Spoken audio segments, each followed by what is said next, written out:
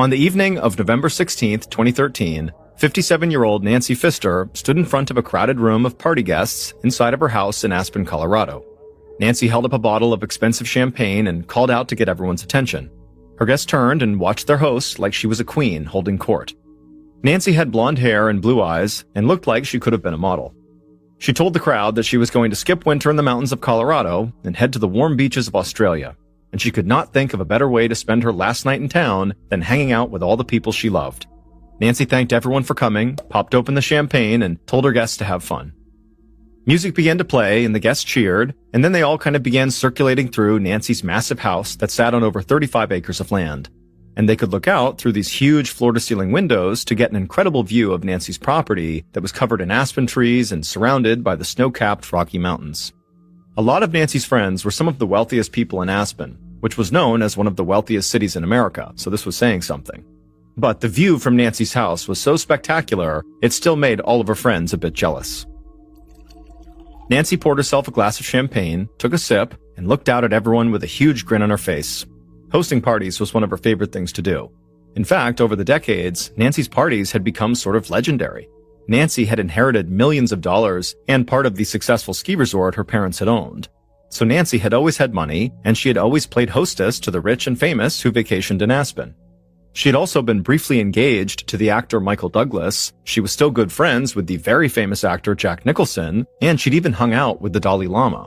She was also known to have regularly gotten drunk with Hunter S. Thompson, the very famous author of Fear and Loathing in Las Vegas, who had unfortunately taken his own life, actually not far from Aspen, back in 2005.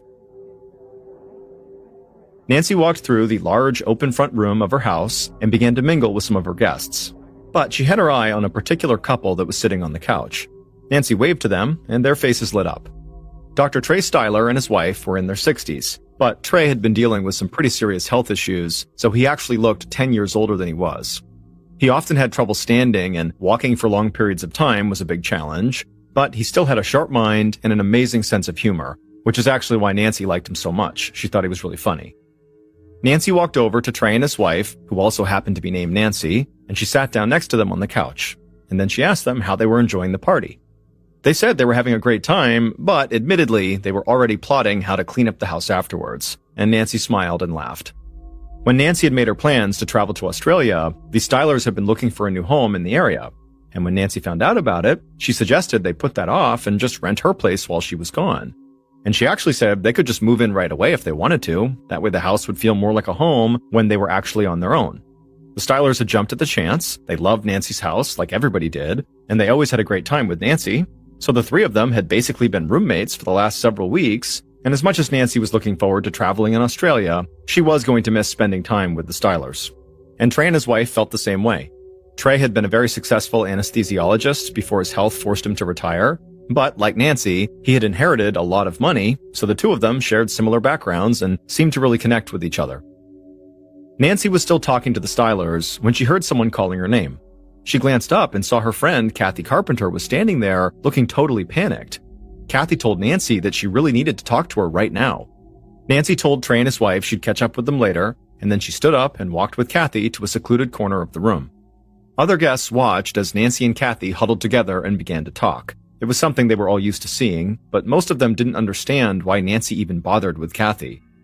Nancy and the majority of her friends were part of a group that others called Aspen Royalty. Basically, they were people who seemed to have enough money to do whatever they wanted, whenever they wanted.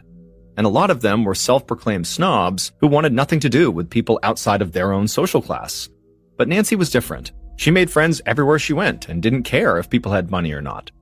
Kathy was a bank teller in town, and every time Nancy had gone to the bank, she thought Kathy seemed like a very nice person. So one day, Nancy had asked Kathy if she'd like to go to lunch, and Kathy said she'd love to. And the two women hit it off and had become close friends ever since. Now, even though Nancy didn't seem to care about their very different social classes, Kathy couldn't ignore it. And so quickly after becoming friends, Kathy began doing things like picking up Nancy's prescriptions at the pharmacy for her and going to the grocery store to make sure Nancy had her food, and she even helped keep track of how much money Nancy spent, even if Nancy didn't seem to care. And so whether Kathy or Nancy realized this, basically, Kathy had become Nancy's personal assistant, even though obviously Kathy was not getting paid to do this and still had to have her job at the bank to make ends meet. And so back at the party in the corner of the room, Nancy asked Kathy what was so urgent that it couldn't wait until after the party. And Kathy said she was just worried that not everything in Nancy's life had been settled before her Australia trip. And also, Kathy wanted to know if Nancy wanted Kathy to look after her house while she was gone. This was something that Kathy kind of automatically did for Nancy anytime Nancy was out of town. Again, sort of acting like her assistant, even though she wasn't.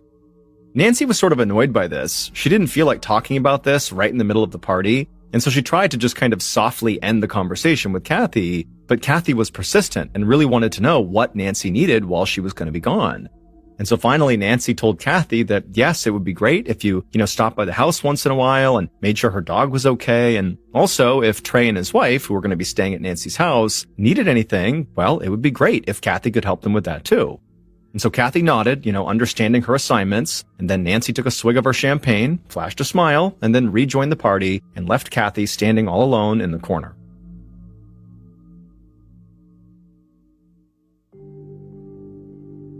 Three months later, on the morning of February 22nd, 2014, Kathy opened up Nancy's front door with her own key. She walked into the front room, and she found Dr. Trey Styler and his wife waiting for her. Trey sat in a wheelchair with a couple of suitcases at his side, and Nancy's dog was laying at his feet. Over the past few months, Trey's health problems had only gotten worse, and he was really struggling to walk a lot of the time. Kathy looked frazzled, like she often did, and she asked the Stylers if they had everything and if they were ready to go. A few days earlier, Nancy had emailed Kathy to say she was coming home from Australia. When Nancy had left, she actually had not set a return date, at least not officially, but now this email served as letting people know she was coming back home. And so Kathy wanted to make sure everything in the house was perfect for Nancy when she got home, and that meant making sure Nancy had the house to herself. So Kathy had informed the Stylers that they needed to get out of the house and take all their belongings with them so she could straighten up before Nancy got there. In the front room, Trey leaned down, grabbed one of the suitcases, and put it on his lap. Trey's wife grabbed the other suitcase and told Kathy they were ready to go. But she said they were leaving a few things behind that they would want to come back to get. Kathy suddenly was panicked and said they really needed to make sure everything was out of the house. But in a calm, steady voice, Trey told her that everything was fine. He reminded Kathy that they had been paying rent on the house. They were not just guests here. They didn't want to cause any problems, but they were sure Nancy would be okay with having some of their things still in the house just for a few more days. Then Trey pushed himself through the room towards the front door, and his wife and Kathy followed. They made it outside, and right away Trey began to shiver. The sun was shining, but there was snow on the ground, and it was only about 25 degrees Fahrenheit, so right below freezing. Trey had also lost quite a bit of weight recently, which contributed to him feeling cold. His wife helped him into Kathy's car and then put his wheelchair and their suitcases in the trunk. Then Kathy hopped in the driver's seat and drove the couple a few miles away to the hotel where they were going to stay until their new house was ready. And then after dropping the couple off, Kathy headed back to Nancy's. That evening, Kathy drove to the airport with Nancy's dog in the back seat. She knew Nancy would be thrilled to see him as soon as she landed. A little later, after flying for almost 24 hours and experiencing a massive 16-hour time change, Nancy finally stepped off the plane in Colorado. She somehow felt exhausted, but also completely wired, and she really had no idea what day it was. Kathy met Nancy at the baggage claim and helped her get everything over to the car. Nancy climbed into the back seat, and her dog jumped on her and licked her face. Nancy was glad to be back. When they got back to Nancy's house that evening, even though Nancy was dealing with major jet lag and felt totally exhausted, no matter what she tried, she couldn't fall asleep. So Kathy just stayed with her that night to make sure she really was okay and that if she needed anything, she would go get it.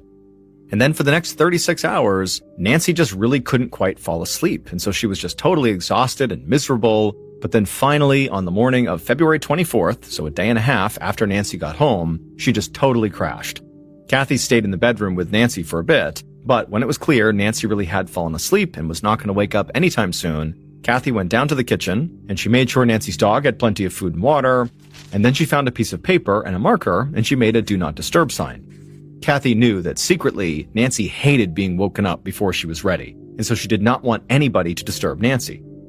And so Kathy walked outside, and she taped the sign to the front door.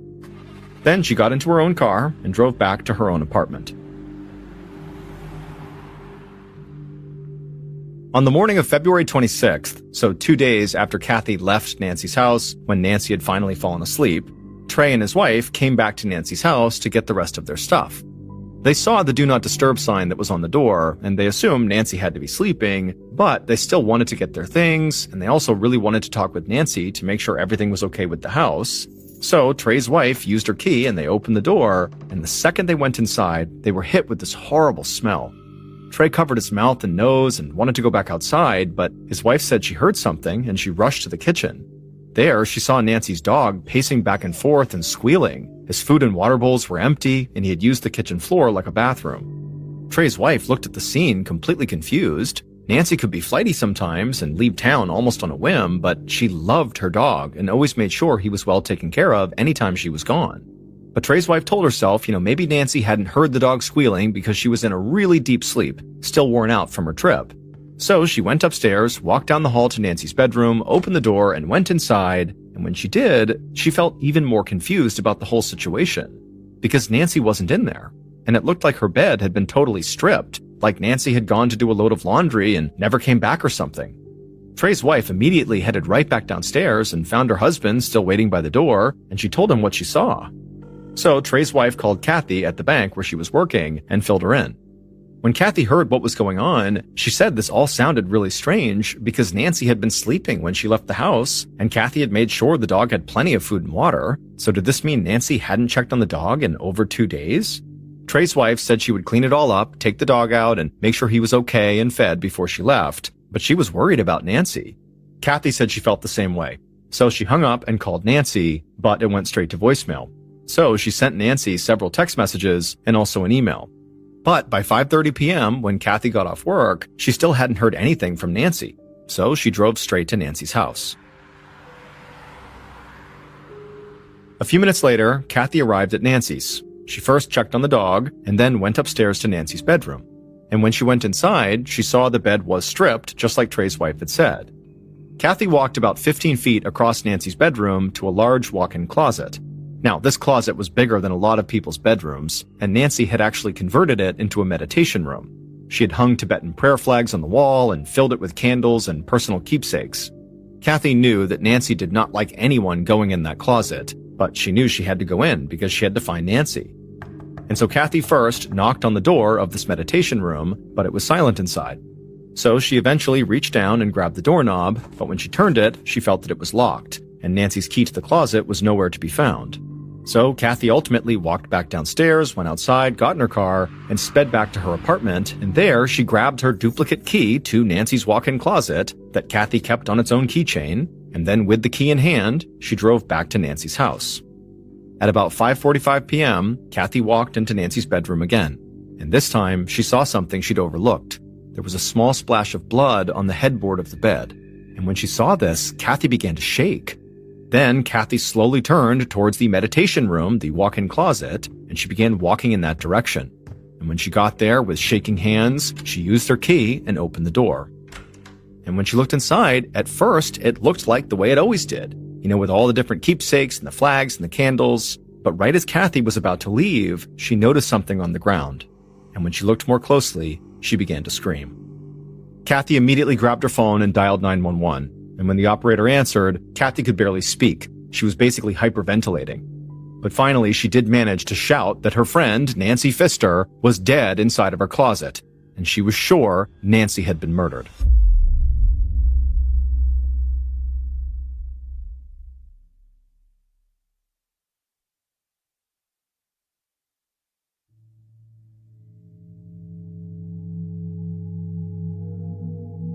Kathy's 911 call took the Pitkin County Sheriff's Department by complete surprise. Crime was rare in Aspen, Colorado, and there hadn't been a murder in town in over a decade. And on top of that, almost everybody in the area knew who Nancy Pfister was. She was basically a celebrity in Aspen. If Nancy really had been murdered, the county police knew this would be their highest profile case in a very long time. So they immediately reached out to the state police and the district attorney's office for help.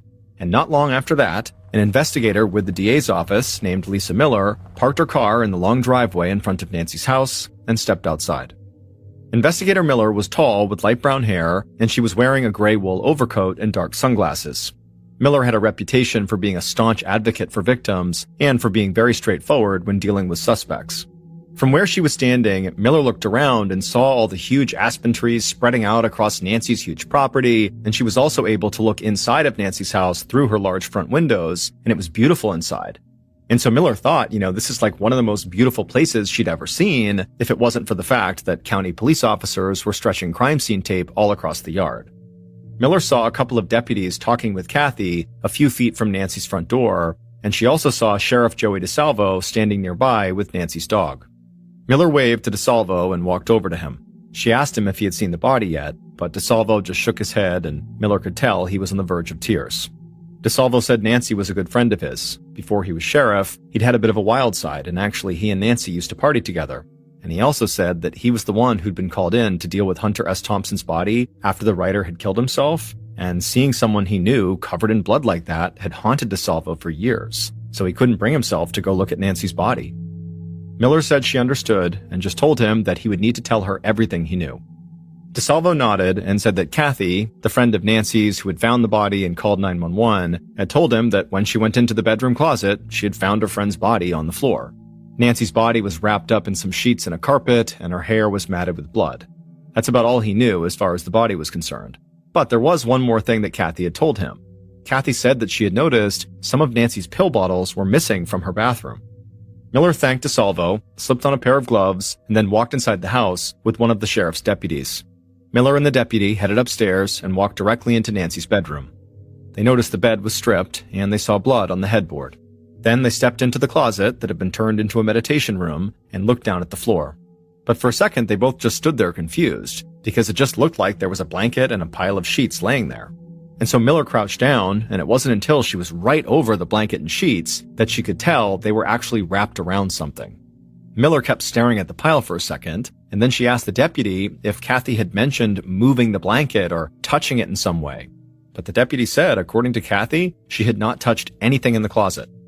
This made no sense to Miller, because at this moment, it was really impossible to tell if what was wrapped up inside of these sheets and this carpet was actually Nancy Pfister's body. And Miller definitely couldn't see any blonde hair matted with blood nearby like Kathy claimed to have seen inside of this closet.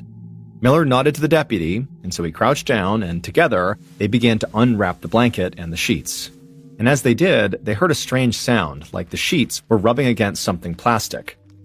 And then finally, once they had unspooled the bedding, they tossed it aside, and what they were left with was blood-stained trash bags wrapped around a dead body. Miller began to remove the trash bag covering the victim's head, and this is when she saw blonde hair matted with blood, just like Kathy had said. Miller finally pulled the trash bag all the way away, revealing the victim's face, and immediately the deputy lowered his head and told Miller that that was definitely Nancy Pfister.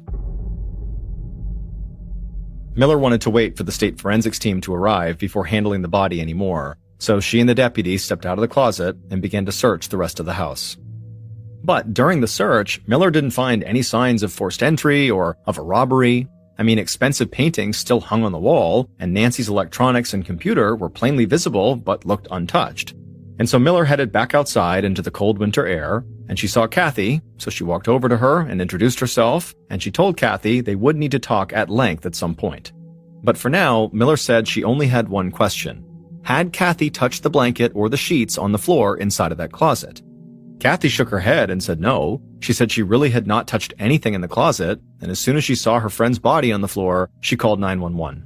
And so Miller thanked her and went back inside of Nancy's house. Not long after Miller's initial sweep of the house, state forensics officers arrived on the scene. They followed Miller to Nancy's bedroom and began searching for prints, and they also took a sample from the blood spatter on the headboard. Then they flipped over the mattress and found several large bloodstains on it. After that, the officers went into the closet and began to do a thorough search of the body. All the while, Miller kept looking back and forth between the closet and the bed. The bloodstains on the headboard and the mattress made it seem like Nancy had been attacked in bed and then dragged, 15 feet or so across the room to the closet.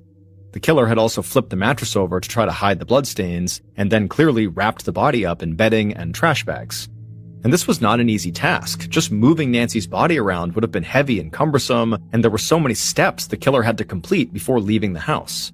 And so as a result, Miller knew the killer would have needed a lot of time after killing Nancy, and also a lot of strength to pull this off. Or the killer would have needed a partner. And so Miller thanked the forensics officers and headed back downstairs, and she was still taking in everything she'd seen and heard, but at this point, she was sure about one thing. Kathy had lied to the police, because Nancy's body was not visible inside of the closet. And so if Kathy said she had seen her friend's blonde hair matted with blood, that meant either she did move the blankets and the carpet, and that's how she saw it, and then covered it back up, or Kathy just knew Nancy's hair was matted with blood because Kathy had killed her or had assisted in killing her.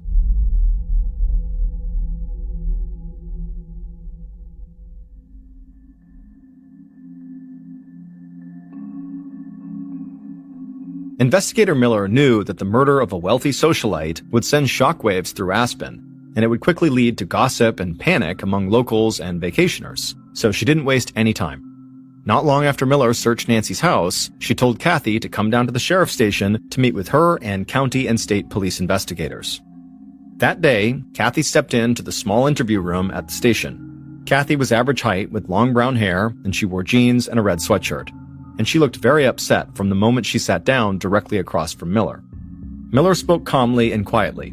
She thanked Kathy for coming in and then asked her to walk them through all the details of what happened when she went inside of Nancy's house, all the way through to calling 911. Kathy said when she'd gone to Nancy's the first time, she noticed some of Nancy's pill bottles were missing, and she also noticed the closet door, the meditation room, was locked. And then when she went looking for the key to that closet that she knew Nancy always kept in her bedroom, she found it was gone. And so this was all very strange. And so that's what led Kathy to go back to her place, get her own key to the closet, and rush back to Nancy's house. Then suddenly, Kathy's voice trailed off, and she began wailing and heaving and struggling to breathe. The investigators worried she was hyperventilating, like she had during her 911 call. But despite Kathy's hysterics, Miller noticed something about Kathy that was very strange. Even though Kathy was visibly sobbing, Miller couldn't see any tears. Miller did not like to judge how people grieved, but she had seen suspects act like this before. And they often used these huge displays of emotion to try to cover up their own guilt, or to at least avoid answering questions. Finally, when Kathy calmed down, Miller immediately began asking questions. She asked Kathy again if she had touched the bedding or Nancy's body when she went into the closet. Miller wanted to give Kathy a chance to change the story that she'd told her at the house. But Kathy said she had not touched Nancy. When she was in the closet, she had just looked at the floor, saw her friend's bloody hair, and immediately knew Nancy was dead. At this point, Miller sat up straight in her chair. Her height could make her intimidating, but her demeanor always remained totally calm. Miller thought there was a good chance Kathy was lying, but there was also a chance Kathy had been so upset that she really didn't remember everything that happened. People in shock can forget things, so maybe Kathy had partially uncovered Nancy's body, covered it back up, and then sort of blocked it out of her mind. Another deputy in the room pushed the interview forward and asked Kathy if she resented Nancy for her money.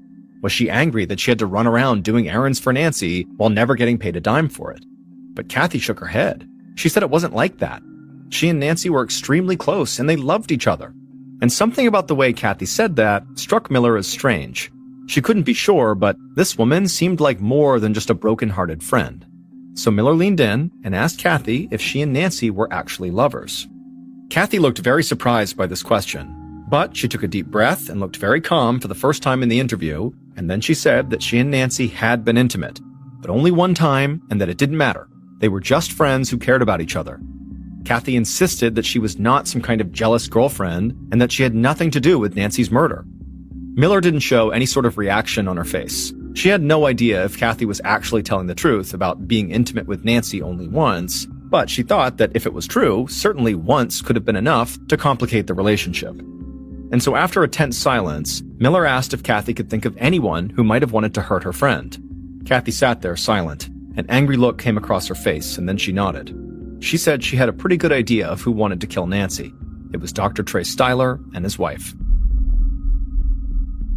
After the interview with Kathy, investigator Miller thought that Kathy was either directly involved with the murder or just knew more than she was letting on.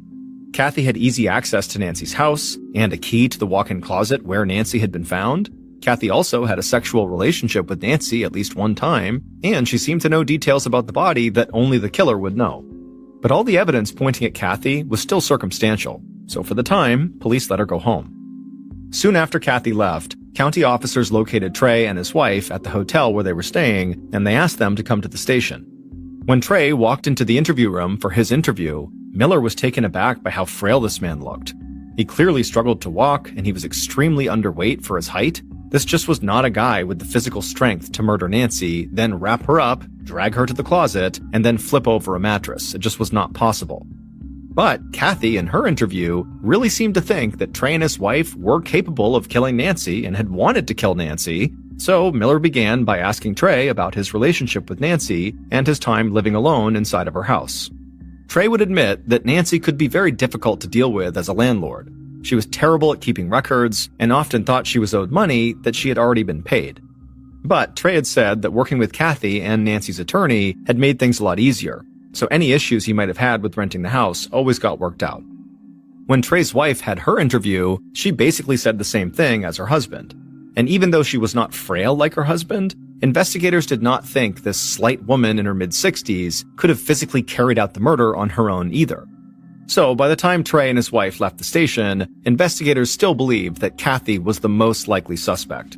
And Miller thought there were two key pieces of evidence they needed to find to directly link Kathy to the murder. There were Nancy's missing pills and Nancy's missing key to the closet. On February 28, 2014, 2 days after Nancy's body was discovered, a county sanitation worker walked along a street checking the public trash cans. A lot of mountain towns in Colorado have strict rules about what can and can't be deposited in public trash cans in an effort to keep bears away. And so sanitation workers literally check the trash cans to make sure these rules are being followed. And so this worker opened a trash can out in front of some shops, and right away something caught his eye. In an open bag, he saw several pill bottles. This type of personal trash was not going to attract bears, but it was still not allowed in public trash cans. So he leaned in to grab the bag, and when he got closer, he saw the name on the bottles, Nancy Pfister. Like everybody in the area, the worker knew about Nancy's murder, so he immediately contacted the sheriff's department. Investigator Miller got word that the missing pills had been found, and she couldn't believe her luck. It was like a prayer had been answered. Then, the following day, a man was walking down the sidewalk not far from where the pills had been found, and he saw something on the ground, glinting in the sunlight. He bent down and saw it was a key, and there was a tag on the keychain that said Owner's Closet. He picked it up and handed it over to a county police officer who was parked nearby. And back at the sheriff's department, it did not take long for officers to realize that this key was the missing key to Nancy's meditation room. And so investigators started to feel like they must have a guardian angel or something.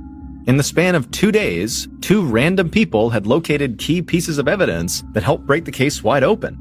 Because the locations where the key and the pill bottles had been found made it pretty clear who had gotten rid of them. So, over the next couple of weeks, investigators followed up on the evidence, shored up their case, and then made an arrest. Then, about 3 months later, in June, investigator Miller, along with officers from the county and state police, sat in an interview room and listened to the killer's full confession.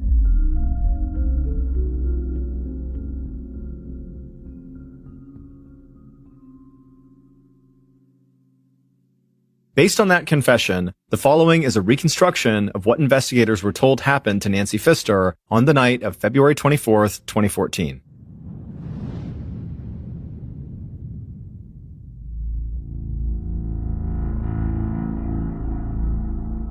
That night, the killer stood at the bottom of Nancy's stairs inside of her house, holding several trash bags and an electrical cord in one gloved hand and a hammer in the other. They walked up the stairs slowly, trying not to make any noise. Once they reached the second floor, they headed down the hall and walked into Nancy's bedroom. The killer saw Nancy asleep in her bed. She had her headphones in, and she was wearing an eye mask to block out any light. This put the killer at ease. It didn't look like Nancy was going to wake up and fight back. So, the killer walked over to the bed and put down the trash bags and the cord, but kept the hammer in their hand. Then they just stood there staring at Nancy as she slept. After taking a breath, the killer slowly raised that hammer up into the air and then smashed it down into Nancy's head. The killer felt Nancy's skull crack, but they immediately raised the hammer again and kept swinging it down at her head and face. As they did, blood splashed against the headboard and ran down into the mattress. Eventually, the killer stopped their frenzied attack and lowered the hammer, and then stared down at Nancy's now dead body. Then they dropped the hammer onto the trash bags, and then took the top blanket off the bed and placed it on the floor, Then the killer quickly pulled the bloody sheets off the bed and threw those on top of Nancy's body, and then they grabbed the corners of the blanket and began to drag the blanket with Nancy on top of it over to the walk-in closet. When they reached the closet, the killer noticed Nancy's key was sticking out of the lock on the closet door. So they dropped the blanket, used the key to open the door, and then dragged Nancy inside the closet. Then they ran back into the bedroom, grabbed the trash bags, and went back into the closet. There, the killer crouched down and wrapped Nancy's head in one of the bags. They cinched it tight around her neck using the electrical cord. Then they also wrapped up her torso and her legs with the other trash bags. Once they were satisfied, the killer also wrapped Nancy in her own bed sheets, as well as her own blanket, and then left her right in the middle of the closet. The killer stood up and looked down at the floor where Nancy was, and to them, it was barely even noticeable that a body was under all those layers. So they stepped out of the closet, closed and locked the door, and pocketed Nancy's key. Then they went back to Nancy's bed and flipped it over so the blood wouldn't show. Then the killer went into the bathroom and took a few pill bottles from the counter. They figured this might make it look like Nancy had just taken off for a few days. Finally, the killer headed downstairs, carrying the hammer and the pills in their hands, and as they exited the house, they could hear the sound of Nancy's dog barking in the kitchen. But they didn't care. They just rushed out to their car, hopped inside, and drove a few miles away to the hotel where they were staying. In the days following Nancy's murder, investigators came to believe that Kathy was involved, because it looked like she had lied, and because she knew details that she could not have seen without handling the body.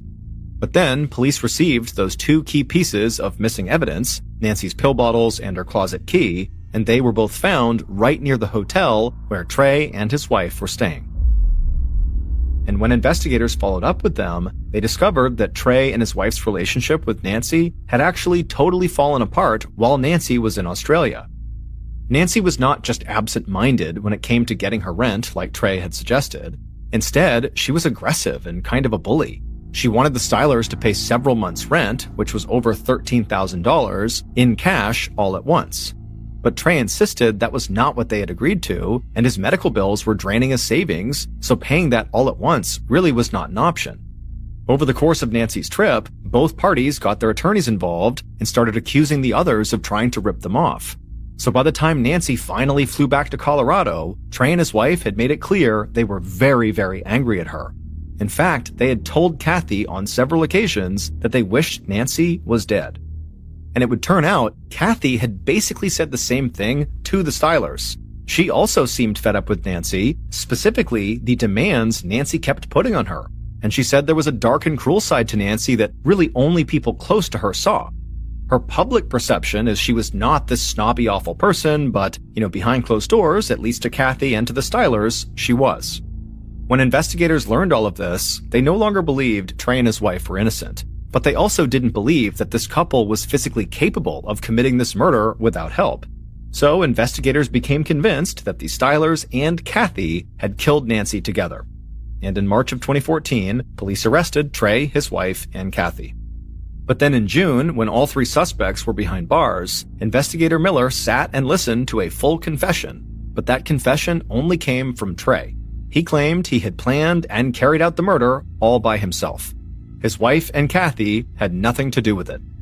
In fact, Trey explained that he'd experienced this insane jolt of adrenaline on the night of the murder, something he had never felt before, that made it feel like he had no health problems. And so he said that was how he was able to kill Nancy with a hammer, drag her body to the closet, and wrap her up in blankets, sheets, and trash bags. And so based on Trey's confession, his wife and Kathy were eventually released from jail. Trey was ultimately sentenced to 20 years in prison, but in 2015, he hanged himself in his cell. After Trey's death, his wife received a $1 million life insurance payout, and she would go on to write a book about Nancy Pfister's murder. To this day, some people involved in this investigation do not believe Trey Styler acted alone, that basically he confessed in order to protect Kathy and his wife. Around 10 a.m. on March 18, 1944, a 26-year-old Finnish soldier named Aimo Koivunen sat around a campfire with a group of other soldiers inside of the Arctic Circle in northern Europe. They were very deep into the wilderness in this forest that was covered in several feet of snow. And Aimo was melting a pot of that snow over the fire so the group could drink some tea. And at the same time that IMO was doing this, even though it was kind of relaxing to be sitting here, IMO, his whole body was basically aching. Number one, it was, 5 degrees outside. And this was also the first time that he and the other soldiers had stopped to rest in about 2 days. They had been on the move the whole time. At this point, during World War II, they were allied with Nazi Germany. Not because, they were Nazis, they were not, but because Finland and Germany shared a common enemy, the Soviet Union. Right now, IMO and his squadron were in an area called Lapland, which used to belong to Finland. But 4 years earlier, the Soviet Union had invaded Finland and ultimately forced Finland to cede this land to the Soviets. But now, during World War II, Finland wanted to get their land back, and Germany was helping them do that. And so IMO and his squadron were in Lapland on essentially a reconnaissance mission. They were there to try to figure out sort of what the Soviets were doing in this part of Lapland and how many Soviets were out there, again, in this particular part of Lapland. However, IMO and the others had spent the past 2 days skiing all over the place in their area of operations, but so far, they hadn't seen any Soviet soldiers or any Soviet bases. But, for IMO and probably for the other soldiers that he was with, this was ultimately a good thing. They were trained for combat, but they didn't necessarily want to come across Soviets and have like a full-blown shootout, in part because the Soviets were just a bigger, more well-equipped military. And, they were also more advanced. And so if they got into a gunfight with them, who knows what would have happened? And so even though IMO is like sitting here feeling very sore and very tired as he melts his snow, he was ultimately feeling kind of grateful that this reconnaissance mission had proven to be pretty low-key. However, just as the water began to boil, IMO and the other soldiers heard the unmistakable sound of machine gun fire coming from somewhere that had to be nearby. And so immediately, IMO and the others, they jump up, forget what they're doing, and they're looking to see where this gunfire is coming from. But then before they could even make sense of the situation, IMO's lieutenant yelled like, "Hey, get ready, get your guns." And so they all scooped up their weapons. IMO, he's picking his weapon up, and as he looks up, he looked off in the distance, maybe a quarter mile away, and he was shocked to see an entire pack of Soviet soldiers bearing down on them. They were literally skiing down this mountainside right nearby, and they were obviously shooting their machine guns, not in random directions, but right at IMO and the other men. They were clearly being attacked by these Soviets. Now, IMO and the other men have clearly been trained for this. This is literally why they're out here. They are soldiers. They're ready for this type of encounter. But for a moment, when IMO sees this overwhelming force that's descending on them, they're clearly outnumbered, like this is going to end badly. All IMO had in his head was just this overwhelming feeling of just terror. He was the oldest of 6 children, and when he first enlisted in the military, he had promised all of his little siblings that he wouldn't get hurt. He would come home. He would be okay. And now he knew that wasn't going to happen. Like he was going to get killed. He just knew it. But at this point, IMO, he looked over at his lieutenant to get orders. But IMO, after sort of breaking out of this initial thought, he looked over at his lieutenant, and his lieutenant looked terrified too, but he quickly composed himself and yelled for IMO and everybody else to flee. Just moments later, IMO and the other Finnish soldiers were on their skis, skiing as fast as they could away from the Soviets down the backside of this mountain, just doing anything they could to survive. And as IMO is skiing away, he can hear the sound of gunfire ricocheting off trees, zipping by his head, like he's thinking at any point, I'm going to get hit, or one of my teammates are going to get hit. There's nothing we can do. We just got to go as fast and as far as we can. And so he's skiing, and actually IMO was at the front of their formation, so he's actually leading the pack. And so really it was his job to kind of create tracks in the snow that the others could follow in behind. It was easier for them, but it meant he was expending a lot of energy, basically pushing all the snow down as he was making his escape. And as much as he wanted to maintain that position and do this for his teammates, to continue to make tracks here, it was so exhausting. And also, like when you're in combat, you have this unbelievable adrenaline rush, that sometimes can lead to like a massive crash of energy. And it was like he had this huge rush of energy, and now it's like he's collapsing. Despite the need to escape here, it's like his body just cannot go any faster than he's going. And so before long, it's like he found himself slowing down, and his teammates are zipping by him because they can't stop. The bullets are flying fast. Like, their only hope of survival is just to keep on going. And so Aimo knows that, like, basically, if he can't keep up, he's dead. But his body, it was just, he couldn't go any faster. He was slowing down. He was going slower and slower. He can hear the sound of the gunfire getting closer and closer. And he's thinking about his siblings and how devastated they're going to be to find out that he was killed in this war. And so slower and slower he's going. The sounds are getting louder and louder behind him. And he sees the last of his teammates pass him. And he sees them just kind of drift off down the mountain into the white abyss beyond. And they're gone. He's alone. And he just can't keep up. And then finally he just loses control of his skis. He veers off to the side. He starts tumbling down the mountain, smashes into a tree, and he passes out.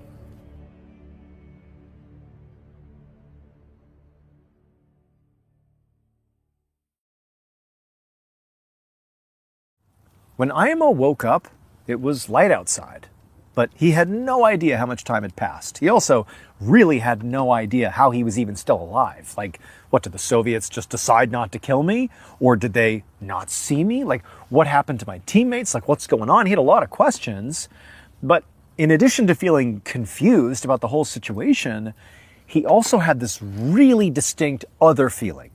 He had this immense sense of being alert. Like hyper alert, more than really he had ever been in his whole life. It's like he could hear and see everything at like a 10 times level. It's like, oh my God, I know everything going on around me. I'm totally aware.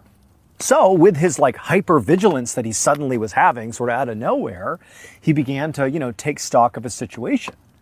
Right away, he, was able to see that he's alone. Like, the Soviets are not nearby. He's not like being held captive. And again, his comrades are nowhere to be seen. So he's alone in the middle of the Arctic Circle, in the middle of the wilderness, which is quite bad. But he also could see that, okay, well, I still have my skis, so I can still get around. He still had his boots on. He still had his equipment on. Like, he had the things he needed to survive. He even had his compass still, which had been in his hand, but he hadn't lost it. And so he had a way to navigate. And he had his weapon still. And so he's thinking, okay, the situation's bad, but I have what I need to survive for some time.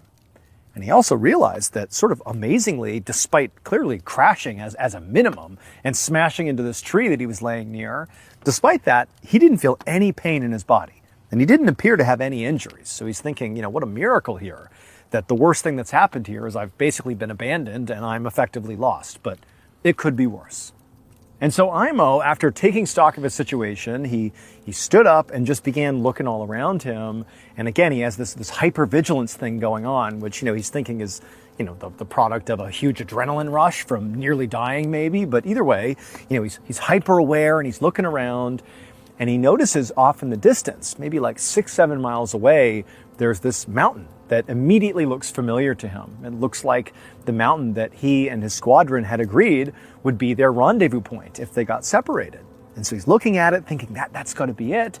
And then he sees on this mountain, as he's kind of squinting and staring at this mountain, he sees what appears to be smoke coming off the mountain. And he's thinking, that's it.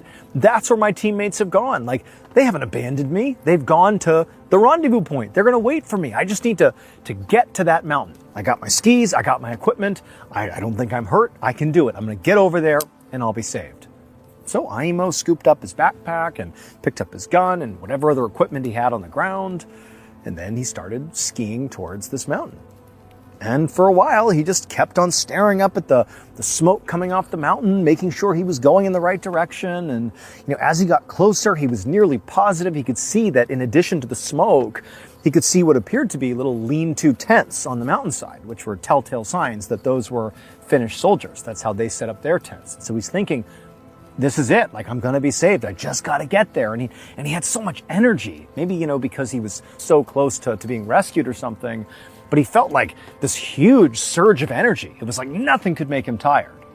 And then finally, Aimo got close enough to this campsite on the side of this mountain that he actually could see faces. He could see the other soldiers, and they were his, Finnish comrades. They had clearly gone to the rendezvous point, and they hadn't seen him yet. And so here he is, feeling like full of energy. He's barreling towards them, and he starts calling out to them. He's thinking they're going to be like totally shocked that, anybody would just come out of the wilderness towards their campsite, let alone Aimo, who they must have assumed by this point was dead. Also, he's thinking, I don't want them to shoot at me, thinking I'm a Soviet soldier, so I better get their attention. And so he's yelling out for his comrades. And at some point, one of the men, they turn and they see Aimo, and their reaction is not what Aimo wanted. Their reaction was being really shocked, grabbing their weapon and shooting at him. And before long, all these soldiers, all of his comrades, are opening fire on Aimo. And Aimo's like, come on, like, I'm one of you, what are you doing? But he's already going so fast, skiing so fast, that his only move was to basically ski right down the middle of their camp and just go to the other side of the mountain. And so he literally skied through this campsite with all of his comrades shooting at him, who miraculously missed him, so he doesn't get shot somehow. The bullets are whizzing past his head, and he's thinking, oh my gosh, they think I'm a Soviet. Come on, I'm calling out to you guys. I'm not a Soviet.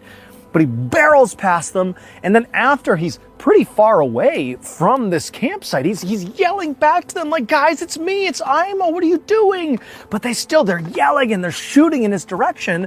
And so he had no choice but to just keep on skiing away from them, away from safety, or what he believed was going to be safety. And so on he went for hours and hours, just skiing and skiing away from this ambush, if you will. And the whole time he's thinking, like, what happened? Even if they shot at me at first, couldn't they have figured it out that, like, I'm one of you? Like, wouldn't you have realized that eventually as I skied right through your campsite? I have the same uniform as you. I have the same weapon as you. You recognize me? Like, what was that?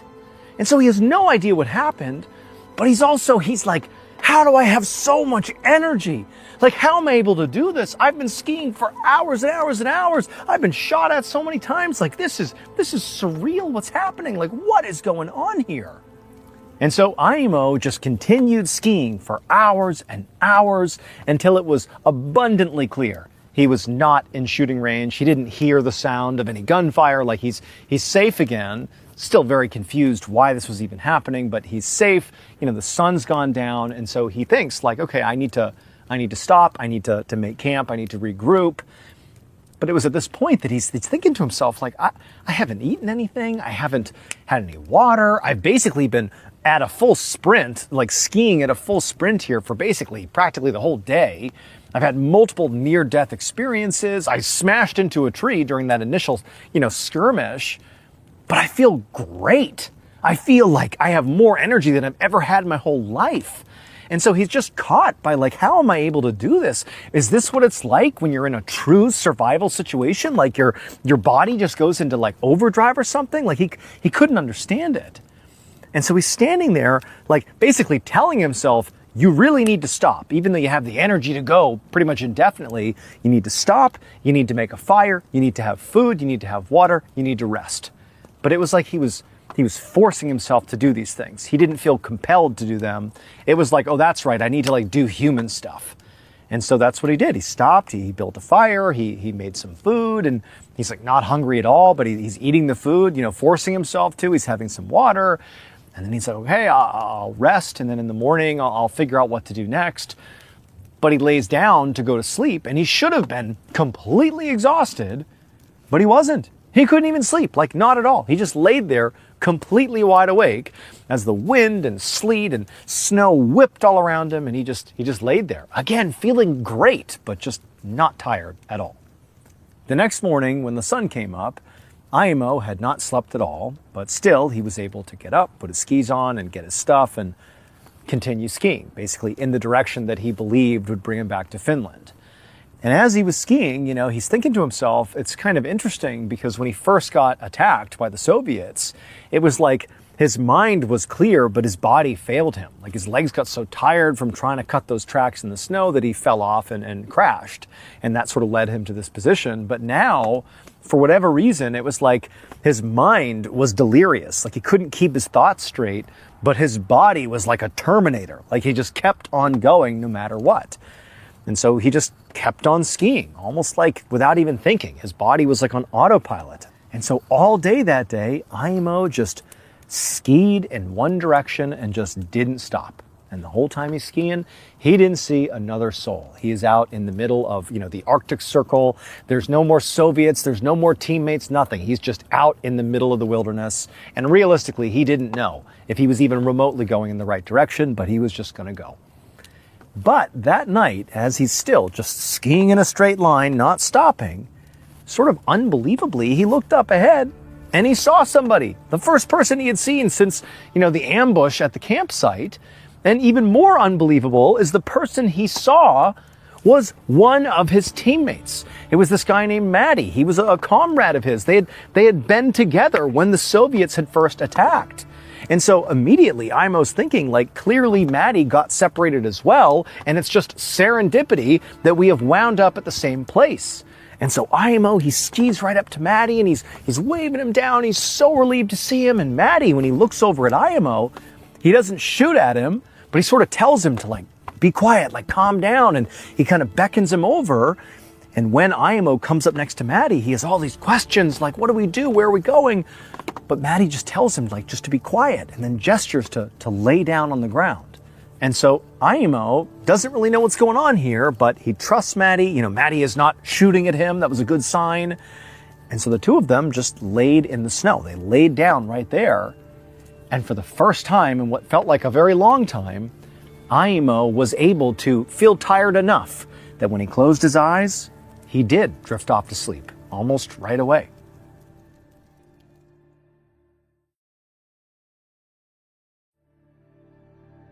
When Aimo woke back up again, he was not still lying down in the snow next to Matty. He was instead standing up on his skis, skiing down a mountain, on a mission. Matty's nowhere to be found. And on top of that, he didn't have his backpack and he didn't have his gun. Had no idea how long he'd been skiing for. He didn't know where he was going. It was like he went from passed out to skiing, just magically skiing.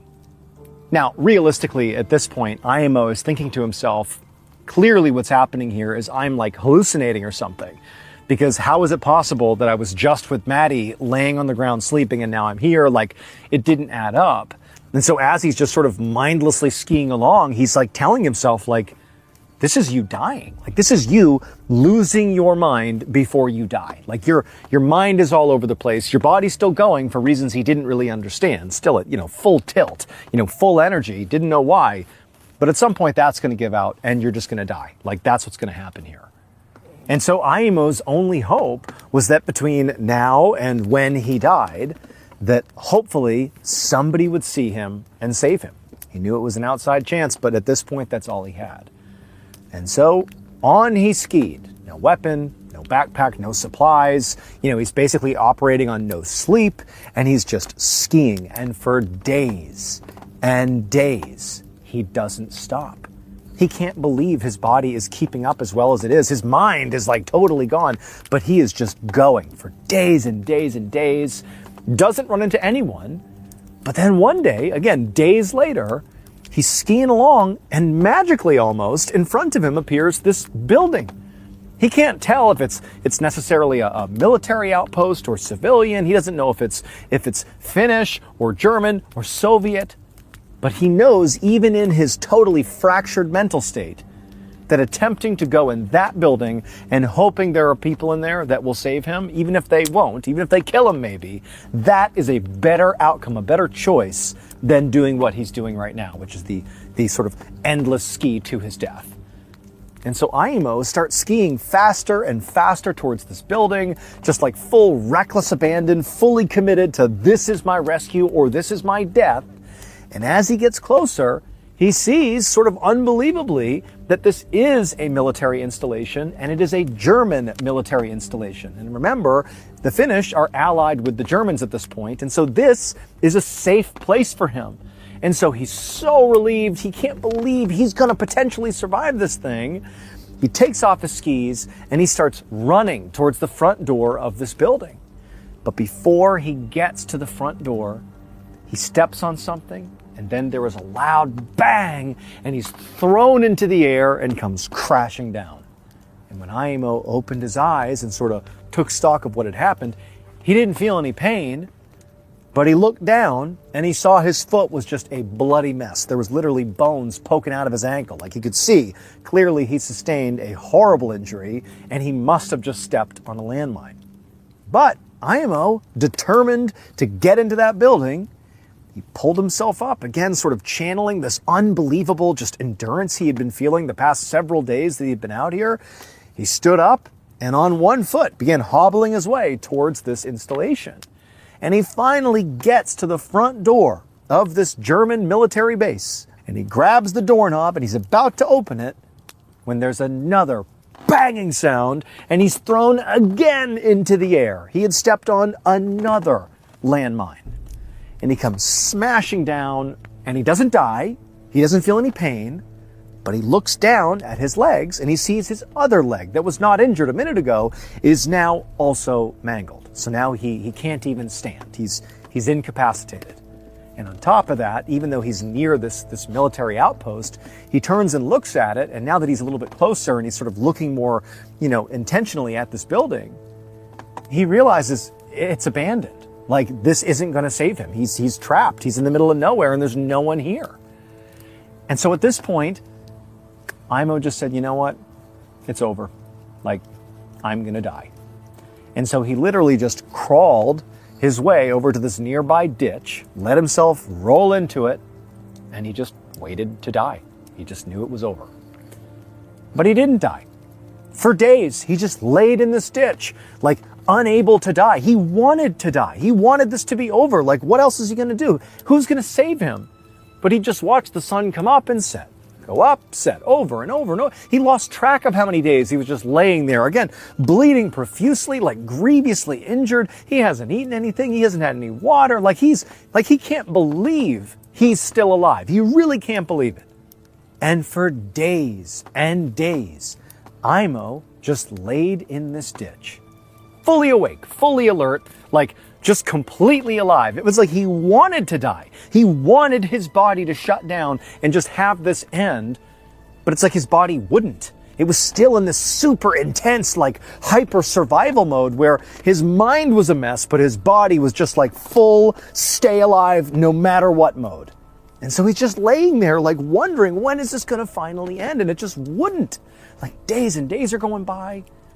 And then as he's laying there, one of these days he's just in this ditch. He looks up during the daytime and he sees what looks like a plane flying overhead. Now, at this point, Aimo is in very bad shape. I mean, he's alive, but it's not going well. And he knows that, so he doesn't know if he's hallucinating this or what, but he felt like it was real. But after watching this plane circle overhead for a minute, Aimo was almost certain he heard the sound of this plane landing nearby. And then a couple of minutes later, he could have sworn from the ditch, he can't really see anything, he could hear the sound of people speaking in Finnish, his native language. And then a moment later, again, he didn't know if he was hallucinating or not, but he sees this head poke over the top of the ditch. And it was this young man, this young Finnish guy, and he's looking down at Aimo, and Aimo's looking back up at him. And then a second later, Aimo was being pulled out of the ditch. Later that day, Aimo found himself laying in a hospital bed inside of a hospital in Finland. Like the man and the plane, all that, not a hallucination. He really had been rescued. And once he was at the hospital, it turned out he weighed just 94 pounds. He was also badly burned and frostbitten, and both of his legs were very badly mutilated and mangled. And his heart was beating at a staggering 200 beats per minute, despite the fact he's just laying in bed, not doing anything. And even more crazy was they couldn't actually get his heart to slow down. It just kept beating at this crazy high level. Now, at first, doctors and nurses and all the staff were like really shocked by Aimo's condition. Not really just that he had survived, but again, like his heart rate. Like it just seemed like, dude, how are you alive right now? Like your heart can't beat at this level for this long without eventually killing you. But after they spoke to Aimo and had him recount the whole ordeal of him being out, getting shot at and lost and the whole thing, they learned one really specific thing that explained the whole thing. When Imo and his, Finnish comrades were initially ambushed by the Soviet soldiers, they decided to flee. But Imo, he was having such a hard time physically keeping up with the other soldiers. Like, he was just getting so tired from trying to break the tracks, and then he fell off, and he's thinking to himself, if I don't find a way to keep up, I'm gonna get captured or get killed by the Soviets. And so he's desperate. And so before he ultimately crashed down the side of the mountain from exhaustion, he tried something to try to give himself some energy, to try to make this escape. He pulled out these special military rations that he had been issued, along with everybody else in his squadron. They were all given these rations. And the reason you take these rations is to give yourself some energy. And so he takes these rations, and he's thinking, this is going to do it. This is going to give me the boost I need to get out of here and make the escape with my teammates. But the rations didn't work. And so he did sort of completely fall off. He was so tired to the point where he literally tumbled down the side of the mountain. His teammates, they skied off, and he smashes into a tree and he passes out. However, when Imo woke up, one, he was amazed he had not been captured or killed by the Soviets, but he's realizing he's all alone and like, what's going to happen to me? And then he starts to feel like, man, I just have a lot of energy. I can see and perceive things on a level that I couldn't before. Well, that's because the military rations had kicked in. And now he had like this abundance of energy. And it allowed him to basically ski indefinitely without sleeping, without having water, without food. He gets blown up twice. His feet have been blown off, basically. He's laying in a ditch dying, but he just can't seem to die. I mean, the guy should have died like several times, but these rations did their job. They gave him all the energy he needed to survive this crazy, crazy 2 weeks in the wild. Well, the military rations, they're called Pervitin. And this drug, I don't know if it's still given to soldiers now, but probably not, because effectively what Pervitin is just pure crystal meth. And so in essence, Imo survived in the wild for all this time because he was on just a pure meth-fueled rage. He was just completely high for 2 weeks, and it saved his life. One thing to note about Pervitin is it does have two distinct downsides. One, it is incredibly addictive, and two, it creates really, really intense hallucinations. And so very likely, he did not come across his own battalion who then opened fire on him. He did not come across Maddie, his teammate out in the wild who told him to lay down. And who knows, we're not even sure if the military installation he saw was real. Like, very likely all of that was just in his mind. However, the landmines, those were real. Somewhat unbelievably, Imo would make a full recovery, and he would go on to get married, he would have 9 children, and he would live to the age of 71. And as grateful as he was to the drug that did save his life, he never took Pervitin again.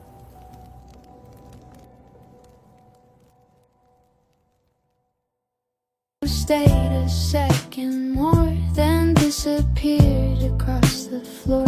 I heard your steps fade down the hall like they were never there at all.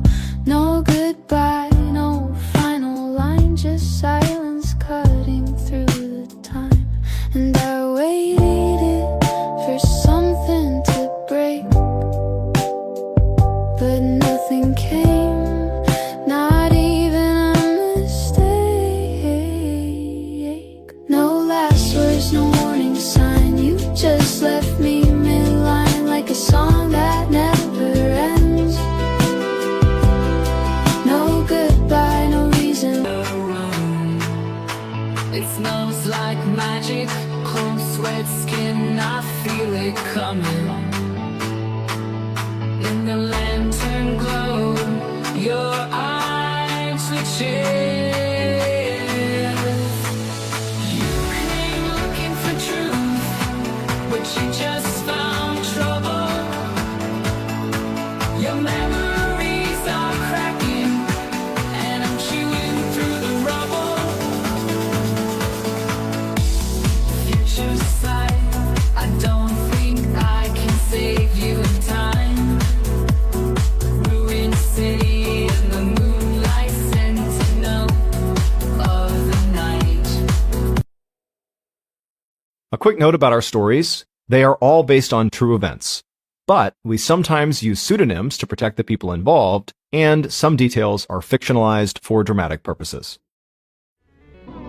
The MrBallen podcast, Strange, Dark, and Mysterious Stories, is hosted and executive produced by me, MrBallen. Our head of writing is Evan Allen. Our head of production is Zach Levitt. Produced by Jeremy Bone. Research and fact-checking by Shelley Shue, Samantha Van Hoos, Evan